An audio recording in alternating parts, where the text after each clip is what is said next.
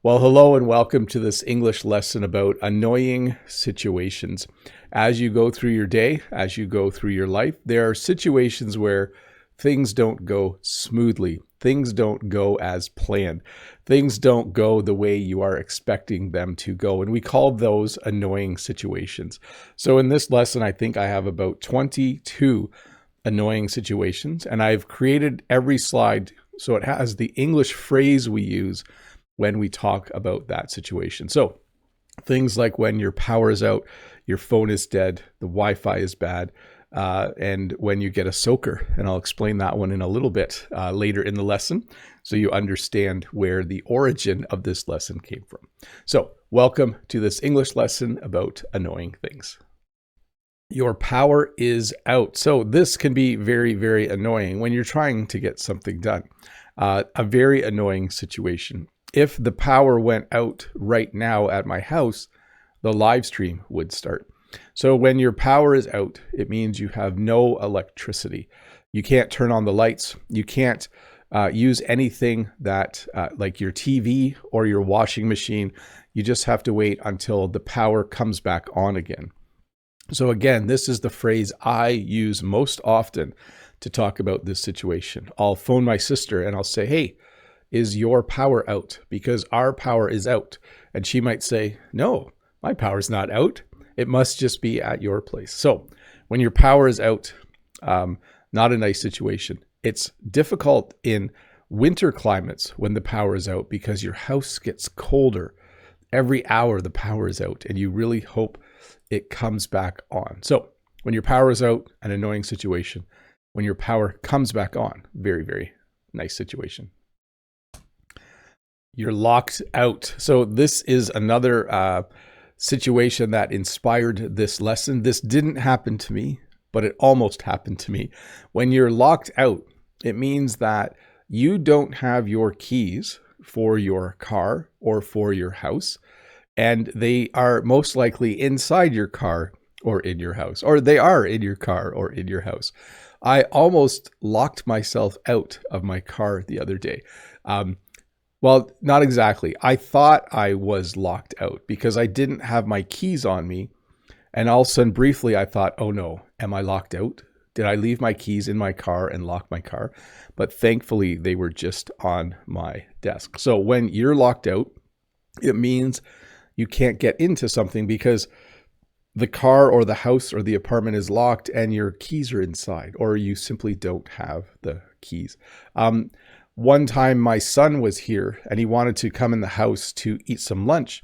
And my older son doesn't live with us and he wasn't able to get in because he was locked out. So not a fun situation when you are locked out of something. I did this as a kid too. I locked the keys in my parents' car. I got in trouble for that because I was playing around and I did it by accident. You're stuck in traffic, never a nice thing to have. I never have this because I drive to work through the countryside. But I do know that some of my friends who drive to work on the highway are sometimes stuck in traffic. Some of my colleagues get stuck in traffic on their way to work. So when there is a traffic jam, when the cars on the road are unable to move, and it's stop and go traffic. I think I taught that phrase before as well. We would describe that as being stuck in traffic. So if I go to Toronto on a Friday at 5 o'clock, I will be stuck in traffic. It is guaranteed because so many people are on the road at that time. I would be stuck in traffic. Your alarm doesn't go off or you slept in. So this is kind of two ways to describe the same situation. You can sleep in by choice, but if your alarm doesn't go off or you sleep past your alarm, that's another way to describe it, or you simply say you slept in, this would be something that would happen on a work day or a school day when you are supposed to be somewhere. You could say, sorry, boss, I'm late for work. My alarm didn't go off. I slept in or I overslept by accident because my alarm didn't go off. So not a nice situation at all, but this does happen sometimes. This happened to me once on a Friday when I had a live English lesson to do. I didn't have to go to work. So in my mind, I didn't think I needed to set my alarm. So then in the morning, my alarm didn't go off. And I woke up, I think at that time it was 7:15. And I ran downstairs, fired up my computer.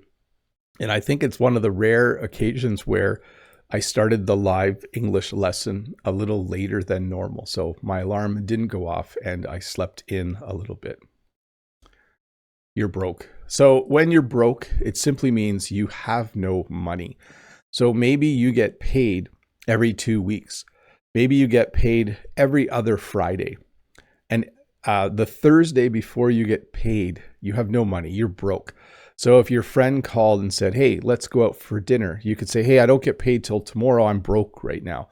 I can't go out to eat with you. So when you're broke, it means you have no money to do anything. By the way, if you look at the top, here we have your alarm, meaning the alarm belongs to you.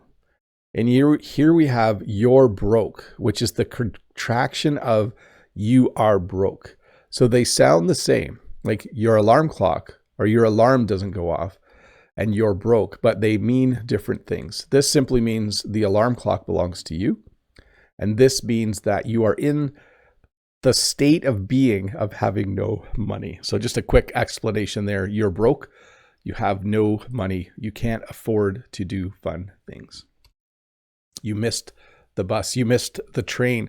You missed the Amazon person delivering your package. When you miss something, it means you're going to be late, probably. This person is running because they missed the bus. The bus came probably at the right time, and the bus probably waited a little bit, and then the bus left. So when you miss the bus, when you miss the train, when you miss the subway, it means that you wanted to be on the bus, you wanted to be on the train, but it left before you could get there. So you missed the bus. He's running. He might catch the bus, but bus drivers, I think once they pull away, they usually just keep driving in my experience. You can't find your keys. You can't find your phone. You can't find your watch. You can't find your belt. That's the one I'm normally, that's normally hard for me to find. I have this weird tradition of I wear a belt to work. And sometimes when I come home, I take my belt off because just to relax a little bit.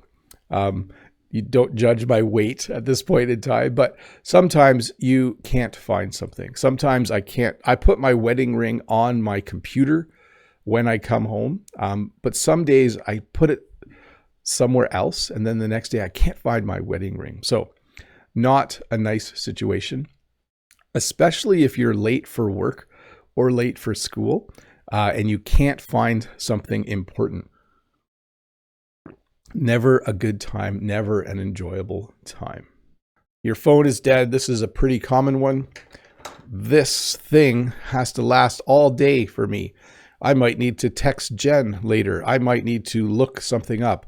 I might get a text message from my boss saying, hey, can you sub a class today? So when your phone is dead, it's annoying. And it simply means the battery in your phone is at 1% or 0. Like if someone says, talk quickly, my phone is going dead.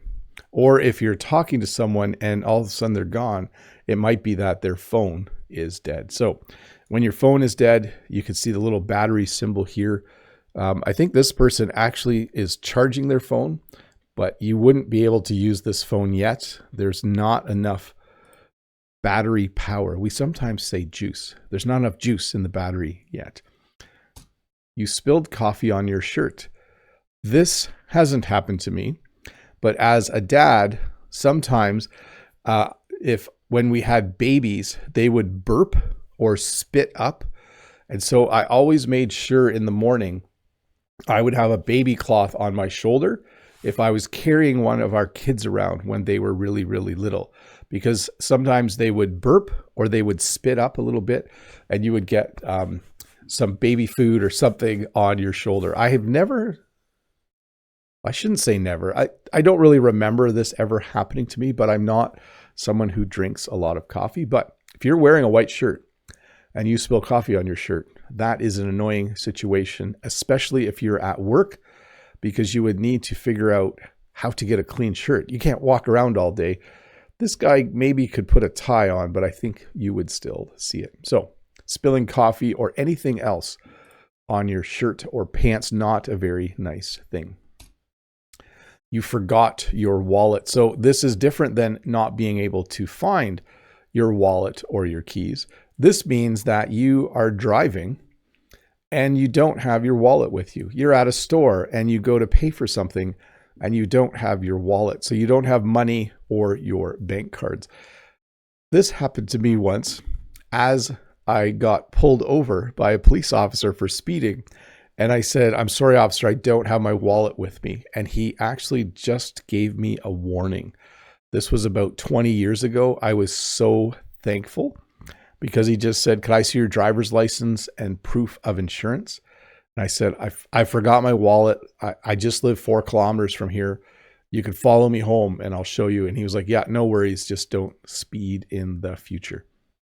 And so since that day, I have never, ever gone over the speed limit again. Sorry. That's an example of me stretching the truth or exaggerating a little bit. You get a soaker. I mentioned this at the beginning of the lesson.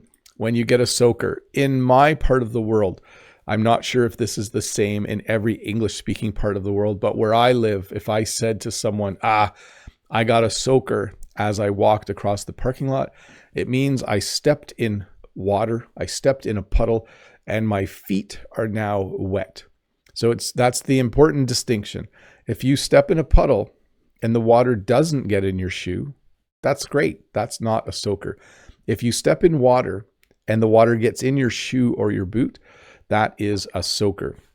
A very, very frustrating and annoying situation, especially if it's cold outside, because as soon as your feet get wet when it's below 0, it's just not nice. Like if it's -1 and there's still puddles, they're not quite frozen yet, and you get a soaker, you need to change your socks and shoes almost right away. Otherwise your feet will get really cold and freeze. Your computer wants to update. This has happened to me a number of times in my life, where all of a sudden your computer says it needs to update and you have no choice, or you turn your computer on and it's doing an update.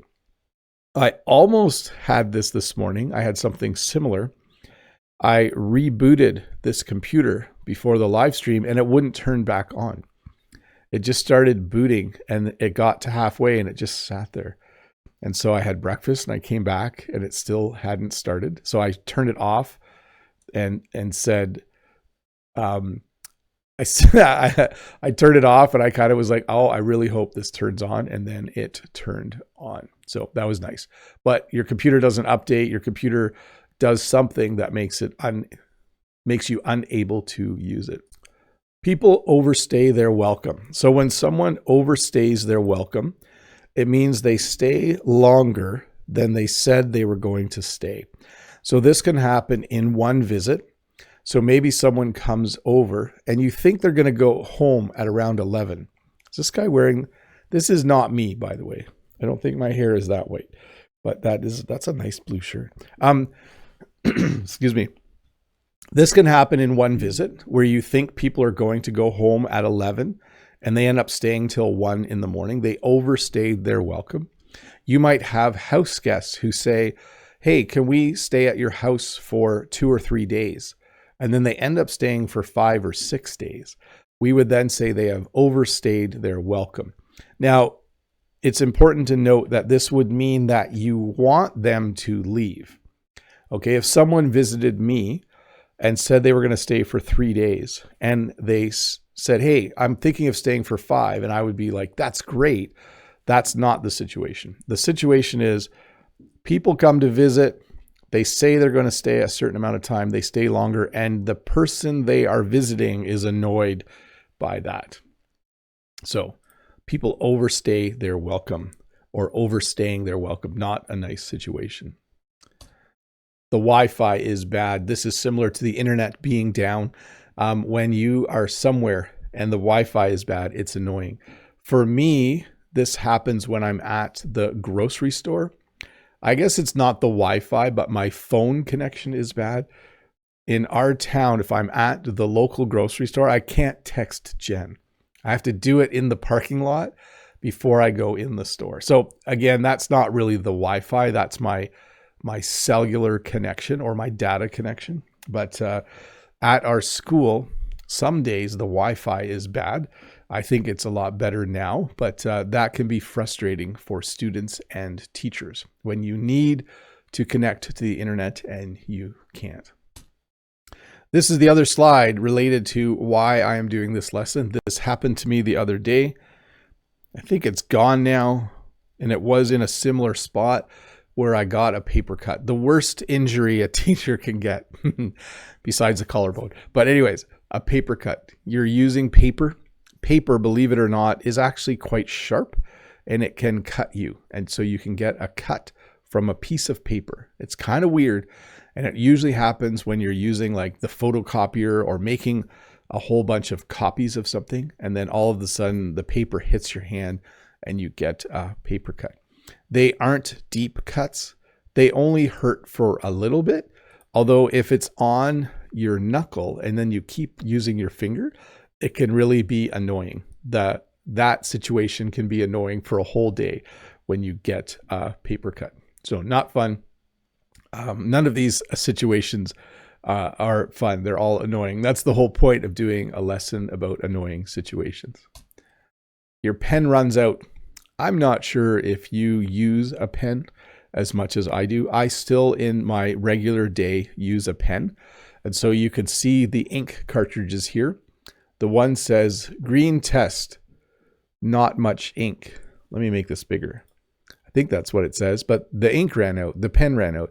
Blue works, great, plenty of ink. So when you say in English, when you're writing something and the ink is now gone or dry, you say, my pen ran out, or the ink ran out. Both would be equally effective. So these aren't pens though. These are the cartridges that go inside of a pen.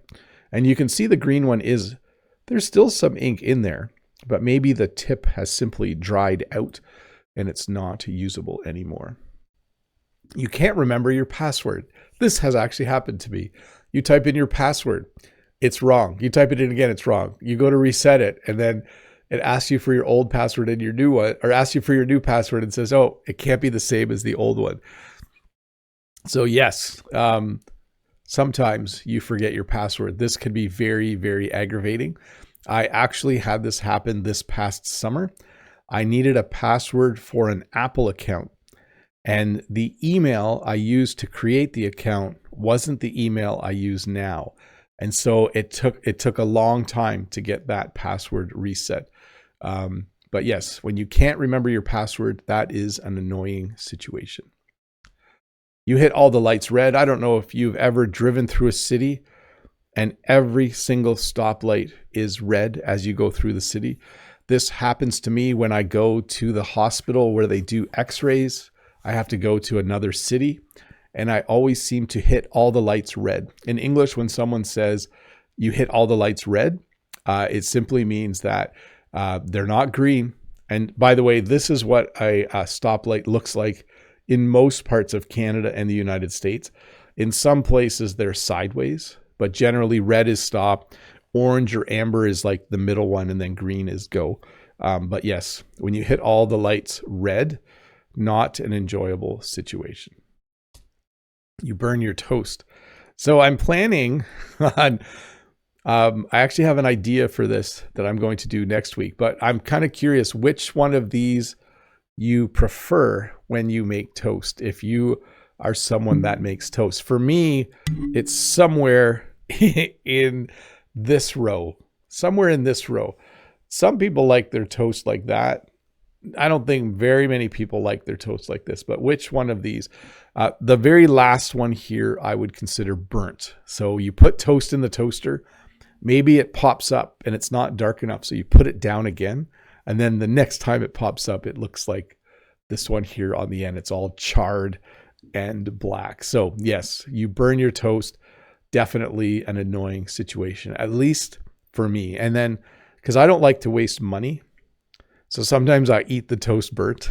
And then also, if I'm late for work and toast is part of my breakfast sometimes, that would not be a nice situation. So you burn your toast. Your order is wrong. So when you go to a restaurant and you order food, sometimes they get the order wrong. Sometimes you order a junior bacon cheeseburger without tomato and you get one that only has tomato. And I think the tomato has some onion on it or something, some minced onion or something like that. But yes, you order something and your order is wrong. And then you need to complain. You need to mention that to the server or the person behind the counter. You say, hey, my order was wrong. I ordered 3 hamburgers. You gave me 2 cheeseburgers, or whatever the problem is. You drink sour milk, or you eat something and it's gone bad. This one is not very nice.